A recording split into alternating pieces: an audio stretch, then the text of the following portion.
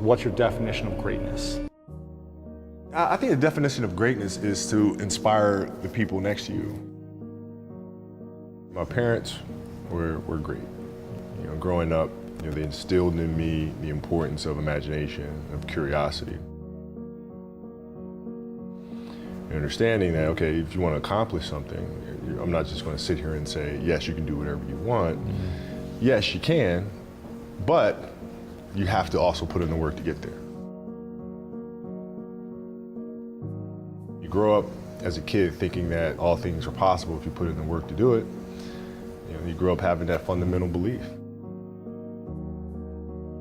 My father was really influential at a really critical time where I had a summer where I played basketball when I was like 10 or 11 years old. And here I come playing and I don't score 1 point the entire summer.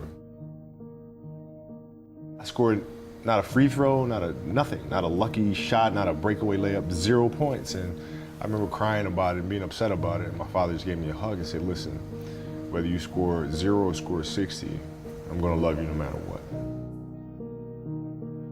That is the most important thing that you can say to a child. That gives me all the confidence in the world to fail. But to hell with that, I'm scoring 60. From there, I just went to work. And I stayed with it, and I kept practicing.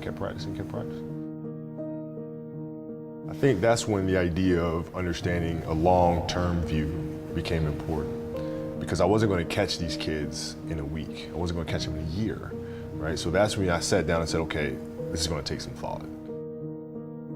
Started creating a menu of things. When I came back the next summer, I was a little bit better.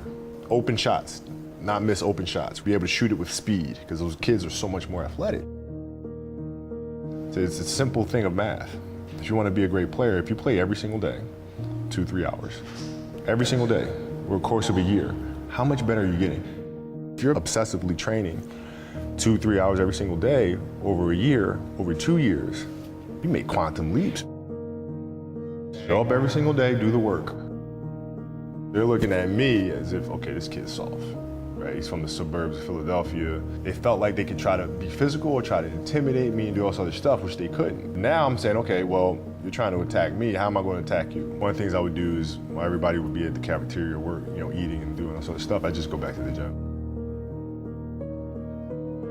Yeah, I may be from the suburbs, but you're not going to outwork me.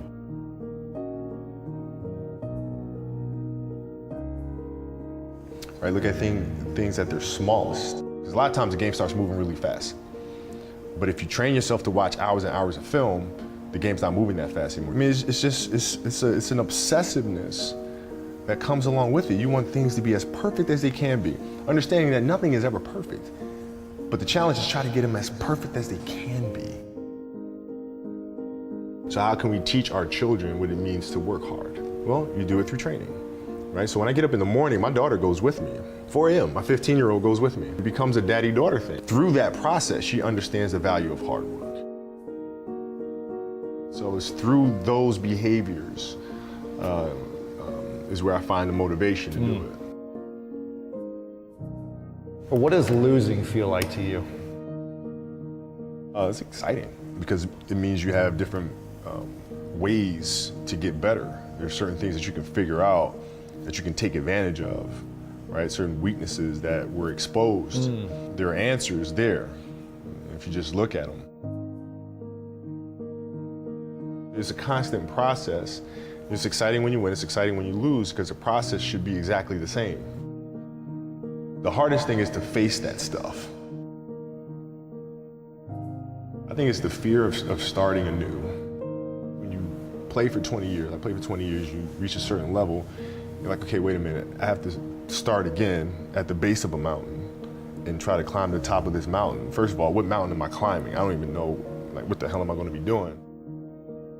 The thing that helped me actually was hurting my Achilles, because that forced me to sit there and say, okay, the day could be today that your career is over. First question I asked, which is the wrong question, is what's the biggest industry I can get into? I said, okay, stop thinking of it that way. You're thinking of it the wrong way.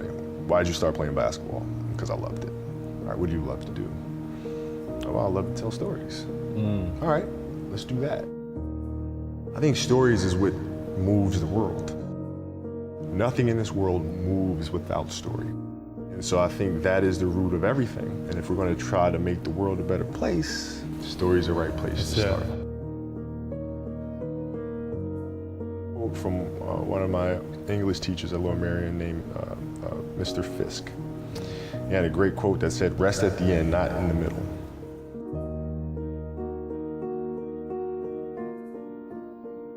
That's something I always live by. I'm not going to rest, I'm going to keep on pushing now. There are a lot of answers that I don't have, even questions that I don't have. But I'm just going to keep going. I'm just going to keep going, and I'll figure these things out as we go, right? And you just continue to build that way. So I try to live by that all the time.